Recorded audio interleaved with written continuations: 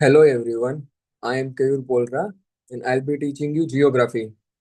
I am excited to connect with you through Knowledge Temple, a platform which is dedicated to providing quality education and mentorship for students across India. So here you will get structured lectures, live tests, notes, and performance-based rewards. So let us start with the today's class. So yesterday we have discussed early theories of origin of Earth like nebular hypothesis. ठीक है। फिर आप wait फिर big bang theory कि big bang theory क्या होती है, और बिग बैंग थियरी के थ्रू हमने देखा कि हमारा जो यूनिवर्स है which is expanding even today. ठीक है।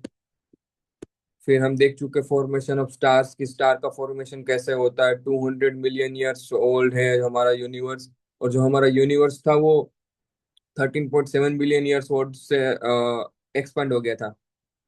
ठीक है। फिर हमने देखा था फॉर्मेशन ऑफ प्लैनेट्स कि प्लैनेट्स का फॉर्मेशन कैसे हुआ था, उनके स्टेजेस कितने थे कि 3 स्टेजेस थे, first stage, second stage, third stage. ठीक है। फिर हमने देखे थे कि differences between terrestrial planets and Jovian planets, terrestrial planets कितने हैं और जोवियन प्लैनेट्स कितने हैं हमारे सोलर सिस्टम में। तो हम देख चुके हैं कि terrestrial planets are Mercury, Venus, Earth and Mars. These four are terrestrial planets, and Jupiter, Saturn, Uranus and Neptune. These four are Jovian planets. ठीक है। और इन इन इसमें भी जुपिटर और सैटर्न जो है वो आपके गैस जायंट्स है, और यूरेनस और नेपच्यून है वो आपके आइस जायंट्स है। मतलब बेसिकली इनका जो फॉर्मेशन है और कंपोजिशन है वो जुपिटर में बहुत ज्यादा गैसेस है। ठीक है। और यूरेनस और जो नेपच्यून है वो बहुत ज्यादा कोल्ड है, वहाँ का टेम्परेचर बहुत ज्यादा कम है, इसलिए वो आइस से बने हुए, पूरे आइस से ढके हुए हैं बेसिकली। फिर हमने देखा था फॉर्मेशन ऑफ द मून कि मून का फॉर्मेशन कैसे हुआ था, उनकी थियरीज कितनी थी। तो हम देख चुके कि फिशन थियरी थी पहली, जो सर जॉर्ज डार्विन ने दी थी, जो चार्ल्स डार्विन के बेटे थे। तो इसमें हम देख चुके कि फिशन थियरी क्या होती है कि ठीक है, जो अर्थ था हमारा पहले जो ऐसे बहुत ऐसे गर्म बॉल जैसा था, फिर ये अपनी स्पीड पे बहुत ज्यादा तेज घूम रहा था, तो फिर एक पार्ट जो था अर्थ का वो सेपरेट हो गया, और फिर मून का फॉर्मेशन हो गया, और वो अर्थ के ऑर्बिट में इसलिए घूम रहा है कि अर्थ का ग्रेविटेशनल फोर्स था उसको छोड़ नहीं रहा था। बट ये थियरी क्या बोलते हैं इसको, हम इसको साइंटिस्ट ने वो कर दिया, रिजेक्ट कर दिया कि नहीं ऐसा नहीं हुआ होगा अर्थ का मून का फॉर्मेशन। क्योंकि इस थियरी के थ्रू बताया गया था कि जो मून है वो पैसिफिक ओशियन का पार्ट था पहले, जो पैसिफिक ओशियन का जो पार्ट वहां से टूट के मून बन गया और वहां पे पैसिफिक ओशियन बन गया। बट ये थियरी को फिर रिजेक्ट कर दिया गया कि नहीं, जो मून का कंपोजिशन है और जो पैसिफिक ओशियन का जो कंपोजिशन है वो दोनों डिफरेंट है। फिर हम देख चुके कैप्चर थियरी। इसमें हमने देखा था कि ऐसे एक टेरेस्ट्रियल बॉडी थी जो बाहर से घूम रही थी, और फिर अर्थ के कांटेक्ट में आई और अर्थ के ग्रेविटेशनल फोर्स ने उसको पकड़ लिया और अपने ऑर्बिट में घुमाने लग गया। फिर थी ये कोएक्रेशन थियरी। इसमें ये था कि जो हमारा अर्थ और मून था वो दोनों ब्लैक होल के आसपास घूम रहे थे और फिर ऐसे फॉर्मेशन हुआ। ठीक है। फिर जो लास्ट देखा था कल हमने, वो जायंट इम्पैक्ट थियरी था। तो इस जायंट इम्पैक्ट थियरी में क्या था कि एक थिया नाम की जो मार्स साइज बॉडी थी वो अर्थ से कोलाइड होती है, और फिर अर्थ का एक पोर्शन अर्थ से सेपरेट होके मून बन जाता है। ठीक है। बट ये सारी थियरीज अभी तक हाइपोथेसिस है, अभी भी कोई भी थियरी 100% एक्सेप्ट नहीं हुई है कि हाँ ऐसे ही मून का फॉर्मेशन हुआ था। फिर आज हम स्टार्ट करते हैं लिथोस्फियर से। ये लिथोस्फियर क्या होता है, ठीक है, देखते हैं। The planet Earth initially was a barren, rocky, arid, hot object। मतलब क्या है कि जो हमारा अर्थ था पहले क्या था, बिल्कुल बंजर था। तो बंजर था वो, और रोकी था, बिल्कुल पत्थर से भरा हुआ था, और गर्म ऑब्जेक्ट था। विथ थीन एटमोसफियर, मतलब एटमोसफियर बहुत थीन था, सिर्फ हाइड्रोजन और हीलियम थे हमारे अर्थ के एटमोसफियर में। It is said that in initial stage the earth was in liquid form. मतलब ये बोला जाता है कि इनिशियल स्टेज में जो अर्थ था वो लिक्विड फॉर्म में था। ठीक है। फिर धीरे धीरे over the period of time cooling effect के कारण फिर वो सॉलिड बनता गया। But there must have been some events, processes which may have caused this change from rocky, barren and hot earth to beautiful planet with large amount of water, conductive atmosphere favoring the existence of life। ठीक है। मतलब ये क्या बोल रहा है कि जो स्टार्ट इनिशियल स्टेज में अर्थ था वो एक लिक्विड फॉर्म में था। But over the period of time events के कारण, प्रोसेसेस के कारण क्या हुआ, जो उसका नेचर था वो रॉकी से, बैरन से, हॉट आइलैंड से ब्यूटीफुल बन गया। मतलब ब्यूटीफुल प्लेनेट बन गया विथ फॉरेस्ट, रिवर्स, माउंटेन्स। आपको सबको पता होगा कि हिमालयाज आर वेरी ब्यूटीफुल। ठीक है, रिवर गंगा, ब्रह्मपुत्रा, और ऐसे अर्थ बहुत ब्यूटीफुल प्लेनेट बन गया। और लाइफ का भी एग्जिस्टेंस ऐसे ही हुआ था इस पे। The earth was mostly in the volatile state during its primordial stage. मतलब बेसिकली क्या था, एंशियंट एंशियंट टाइम में जो अर्थ था हमारा बहुत वोलेटाइल था। ठीक है, जस्ट लाइक हम जब हमारे क्या बोलते हैं आप, एडल्ट स्टेज में होते हैं, तो हम भी बहुत ज्यादा गर्म होते हैं, मतलब बहुत ज्यादा गुस्सेल होते हैं, सब होते हैं। बट धीरे धीरे over the period of time maturity आती है और हम शांत पड़ जाते हैं। तो बस ऐसे ही जो अर्थ था, तो अपने इनिशियल स्टेज पे वोलेटाइल था, फिर धीरे धीरे वो कूल डाउन होता गया, और फिर जो आज हमारा अर्थ है वैसे फॉर्म हो गया। Due to gradual increase in the density, the temperature inside has increase. मतलब क्या है, देखो, due to gradual increase in density, जो अर्थ की डेंसिटी थी वो ग्रेजुअली क्या हुई कि इंक्रीज होती गई, जिसके कारण क्या हुआ कि जो अंदर इनसाइड का टेम्परेचर था वो भी बढ़ता गया। ठीक है, as a result the material inside started getting separated depending on their densities. मतलब क्या बोल रही है, देखो,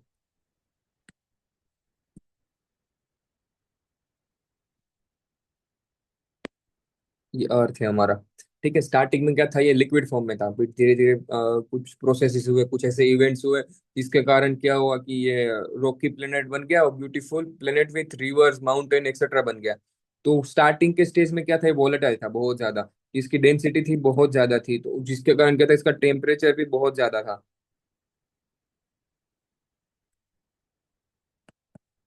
टेम्परेचर भी बहुत ज्यादा था। ठीक है, जिसके कारण क्या हुआ कि फिर धीरे धीरे जो जैसे रोटेशन होता गया, जैसे कूलिंग होती गई, तो ऐसे क्या हुआ कि जो अलग अलग डेंसिटी के जो सारे क्या बोलते हैं आपके मटेरियल था इन अर्थ इनसाइड के, वो सब ऐसे ऐसे अलग होता गया, अपनी डेंसिटी के हिसाब से अलग होता गया।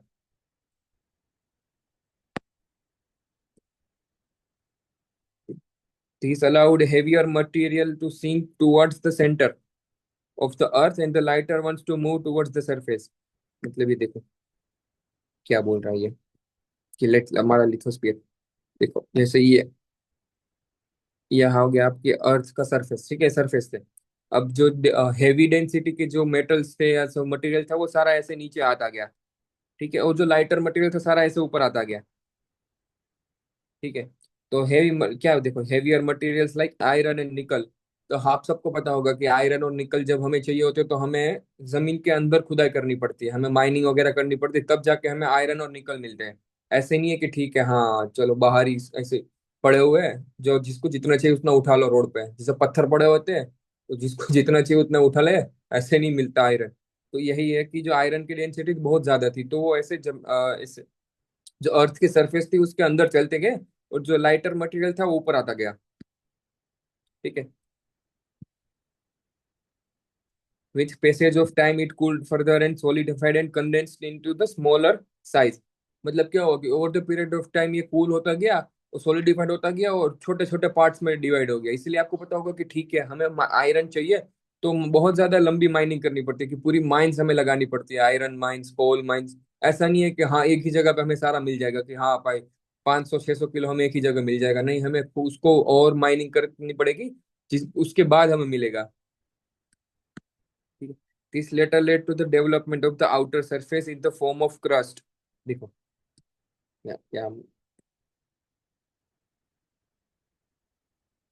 ठीक है, जैसे ये पूरा आपका स्ट्रक्चर है अर्थ के इनसाइड का। ठीक है, जैसे ये मान लो आपका लिथोस्फेयर हो गया।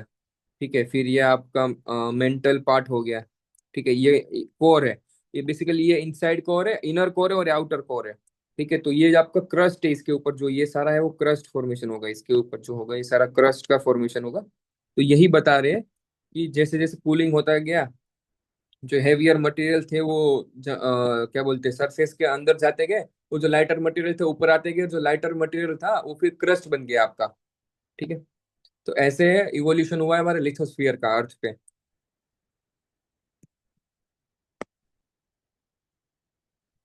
फिर अब देखते हैं एटमोसफियर ऑफ द अर्थ। ये एटमोसफियर क्या आता है? देखो ये स्टार्टिंग में क्या था कि सिर्फ एटमोसफियर में एक हीलियम और हाइड्रोजन दो ही गैस थे, और कुछ थर्ड गैस एग्जिस्ट ही नहीं करते थे। फिर over the period of time कुछ इवेंट्स ऐसे हुए जिसके कारण क्या हुआ कि अर्थ का कंपोजिशन चेंज हुआ। सॉरी। लिक्विड फॉर्म में से वो सॉलिड फॉर्म में आता गया, उसकी डेंसिटी के हिसाब से जो मटेरियल था डिवाइड होता गया अपने आप। और फिर डिफरेंट डिफरेंट गैसेस का भी फॉर्मेशन ऐसे हुआ। तो देखते हैं कि कैसे फॉर्मेशन हुआ। In the first stage, the primordial atmosphere, which contained the thin layer of hydrogen and helium, gas was striped off by solar energy winds। मतलब क्या कि स्टार्टिंग में हाइड्रोजन और हीलियम की जो लेयर लगी हुई थी अर्थ पे, वो सोलर विंड्स के कारण वो मतलब क्या बोलते हैं आपकी रिमूव हो गए। और फिर दूसरे क्या बोलते हैं दूसरे गैसेस का फॉर्मेशन हो गया। देखो फर्स्ट स्टेज में क्या हुआ था।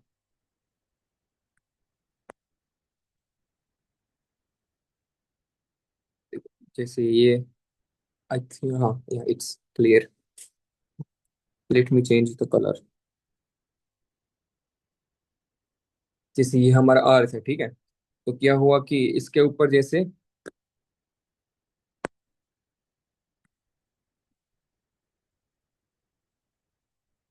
तो इसके ऊपर ऐसे हाइड्रोजन और हीलियम की क्या थी, एक लेयर लगी हुई थी। बट जो ड्यू टू सोलर विंड, जिसके कारण क्या हुआ कि ये लेयर थी वो रिमूव हो गई। ठीक है। और इसके बाद क्या हुआ कि अर्थ का एटमोसफियर जो था आपका खुला हो गया। ठीक है। ऐसे अर्थ खुल गया और डिफरेंट डिफरेंट गैसेस का फॉर्मेशन हो गया। देखते in second stage during the cooling the interior of the earth contributed to the evolution of the atmosphere as many gases and water vapor were released by the process of degassing।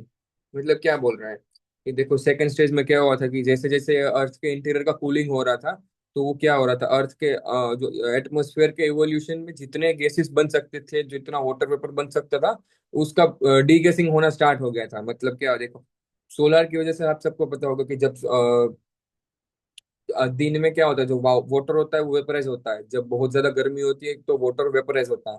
तो उसके कारण क्या water vapour बन जाता है। ठीक है। Atmosphere में तो ऐसे ही हुआ था कि ओशियन था। तो ओशियन का जो पानी था वो सन की सोलर एनर्जी की वजह से वेपराइज होके वाटर वेपर बन रहा था, और वो सारा एटमोसफेयर में जाके जमा हो रहा था। This started the evolution of present atmosphere. जो हमारा मतलब प्रेजेंट एटमोसफियर है, उसका इवोल्यूशन ऐसे स्टार्ट हुआ था कि फर्स्ट स्टेज में क्या था कि जो हीलियम और हाइड्रोजन की जो लेयर लगी हुई थी, पतले लेयर, थीन लेयर, वो सोलर एनर्जी की वजह से रिमूव हो गई। और फिर जितने हो सकते थे उतने गैसेस और वाटर वेपर एटमोसफियर में आते गए, और फिर जो आज हमारा एटमोसफियर है वैसा फॉर्मेशन स्टार्ट हो गया। The early atmosphere mainly contain, देखते हैं,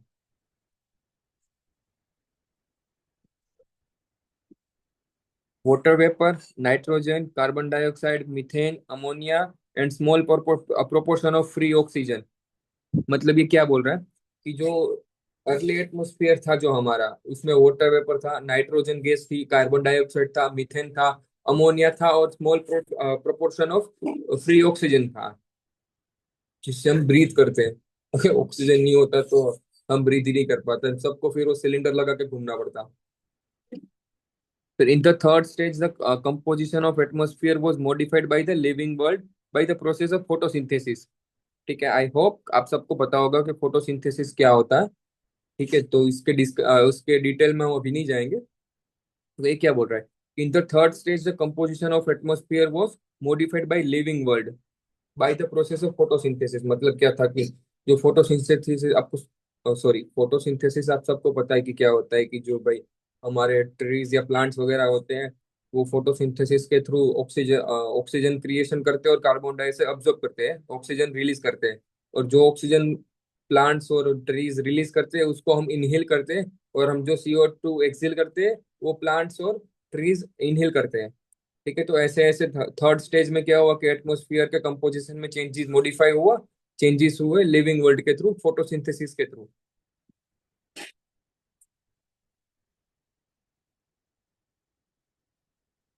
फिर देखते हैं हाइड्रोस्फीयर ऑफ द अर्थ, ये हाइड्रोस्फीयर ऑफ द अर्थ कैसे फॉर्म हुआ था।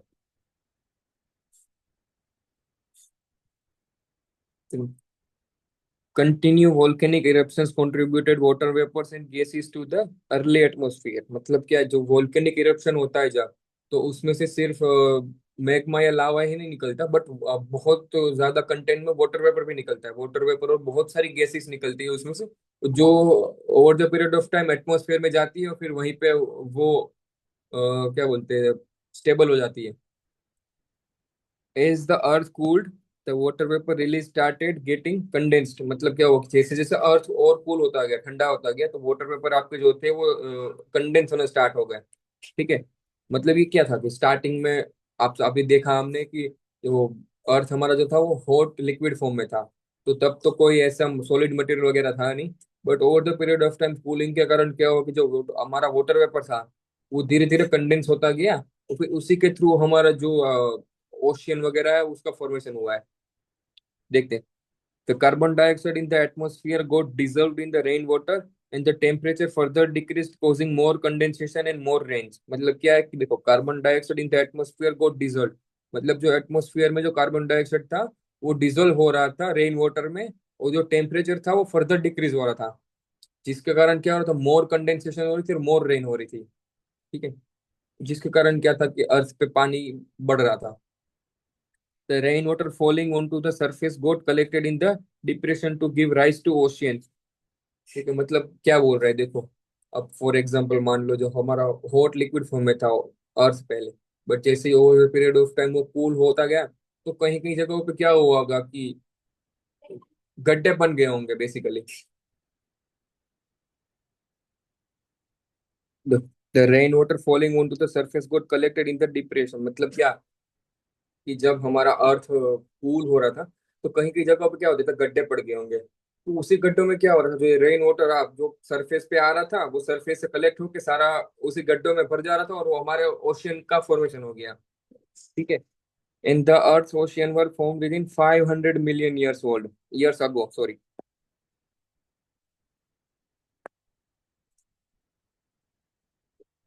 500 million years from the formation of the earth. मतलब जैसे अर्थ का फॉर्मेशन हुआ उसके 500 millions बाद ओशियन का फॉर्मेशन होना स्टार्ट हो गया था।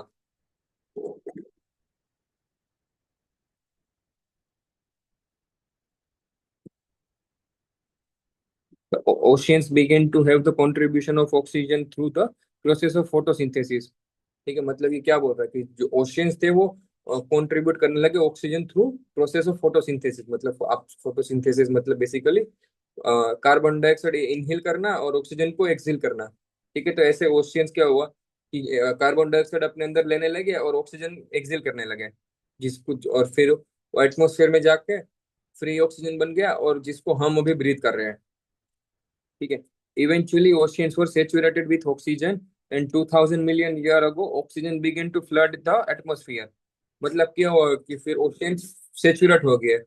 जैसे आप सबको भी पता होगा, रिसेंटली जो नॉर्थ इंडिया में बहुत ज्यादा फ्लड्स आए, तो वो कैसे आए कि ओवर सेचुरेशन हो जाता है जब क्लाउड्स में, तो उसके कारण फ्लड्स आ जाते हैं। मतलब क्या बोलते हैं, क्लाउड बर्स्ट हो जाता है और फिर फ्लड्स आ जाती है। तो बस वैसे ही क्या हुआ कि ओशियंस क्या थे, ऑक्सीजन से ओवर सेचुरेट हो गए थे, और उसके कारण क्या हुआ कि फिर जो एटमोसफियर में ऑक्सीजन कहीं फ्लड आ गया। अब सोचो ऑक्सीजन का फ्लड आ गया, अभी हमें ऑक्सीजन कम पड़ रहा है और तब फ्लड आ गया था। काश अभी भी ऐसा हो जाए। ठीक है। फिर इसके बाद देखते हैं ओरिजिन ऑफ लाइफ, कि लाइफ का ओरिजिन अर्थ पे कैसे हुआ। हमने देख लिया कि लिथोस्फीयर कैसे, जो सरफेस था अर्थ का, लिथोस्फीयर का फॉर्मेशन कैसे हुआ। फिर हमने देख लिया एटमोसफियर कैसे फॉर्म हुआ।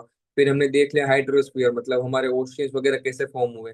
अब देखते हैं ओरिजिन ऑफ लाइफ, क्योंकि स्टेप बाय स्टेप प्रोसेस होता है ये। ठीक है। ये नहीं कि पहले ठीक है लाइफ का ओरिजिन हो गया, फिर उसके बाद वाटर का ओरिजिन हुआ होगा, फिर उसके बाद एटमोसफियर होगा, नहीं। स्टेप बाय स्टेप है। देखो अब लास्ट में लाइफ आएगी, क्योंकि अब मान लो क्या चाहिए ह्यूमंस को, क्या चाहिए, अब वाटर चाहिए, एटमोसफियर चाहिए, ऑक्सीजन चाहिए इनहेल करने के लिए, चलने के लिए क्या चाहिए, सरफेस चाहिए। तो हमने वही देखा कि पहले सरफेस का फॉर्मेशन हुआ, फिर एटमॉस्फेयर का फॉर्मेशन हुआ, फिर वाटर का फॉर्मेशन हुआ। अब ये तीनों चीजें होगी, फिर इसके बाद लाइफ का ओरिजिन होगा। देखते हैं। तो origin of life is kind of chemical reaction which first generated complex organic molecules and then assembled them। ठीक है। due to this assemblage they could duplicate themselves, converting inanimate matter into living substance. मतलब क्या बोल रहे हैं, देखो कोई chemical reaction हुआ होगा, ठीक है। फर्स्ट ऑर्गेनिक मॉलिक्यूल जनरेट हुए होंगे, फिर अपने आप वो असेंबल होते गए होंगे अपने ही अपने आप में, ठीक है। और इसी असेंबल के कारण क्या होगा कि उनके डुप्लीकेसी स्टार्ट होगी, मतलब डुप्लीकेट्स बनना स्टार्ट होंगे। आपको पता है जैसे एक वो सिंगल सेल होता है स्टार्टिंग में, फिर उसमें से बहुत सारे सेल्स बनते हैं, और फिर उसके बाद जो सेल्स का कंपोजिशन बन के हमारी पूरी ह्यूमन बॉडी बनती है। तो बस वैसे ही क्या हुआ था कि स्टार्टिंग में केमिकल रिएक्शन हुआ, फिर एक ऑर्गेनिक मॉलिक्यूल फॉर्म हुआ, असेंबल हुआ, फिर उसका डुप्लीकेशन होके फिर बहुत ज्यादा मटेरियल्स फॉर्म होते गए और लिविंग सब्सटेंस बन गया है, ठीक है। The record of life that existed on this planet in different periods is found in rocks in the form of fossils. ठीक है, मतलब क्या बोल रहे हैं कि डिफरेंट डिफरेंट पीरियड में जो डिफरेंट डिफरेंट लाइफ थी, ठीक है, ह्यूमन लाइफ जो थी, उसको हमें अगर जानना है तो क्या वो कहाँ पे स्टोर है?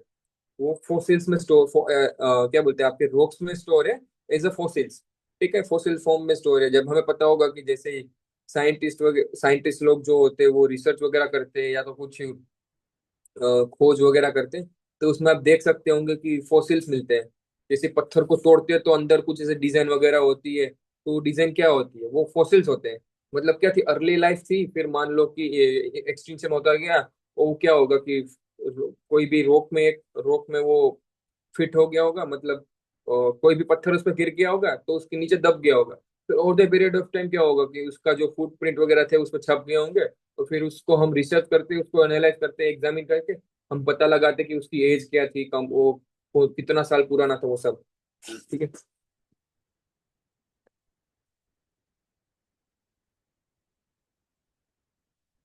The microscopic structures closely related to the present form of the blue algae have been found in the geological formation much older than some 3,000 million years।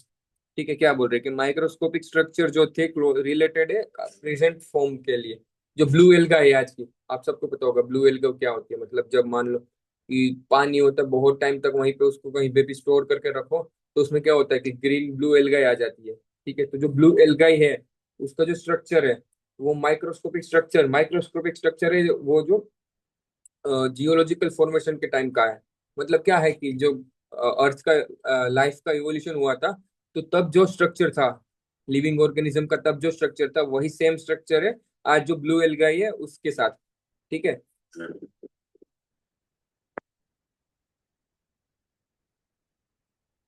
तो ये था हमारा चैप्टर 2, ठीक है, जिसमें हमने क्या क्या देखा कि ओरिजिन कैसे हुआ था,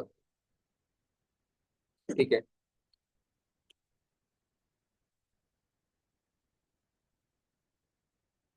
ठीक है, ओरिजिन ऑफ द अर्थ,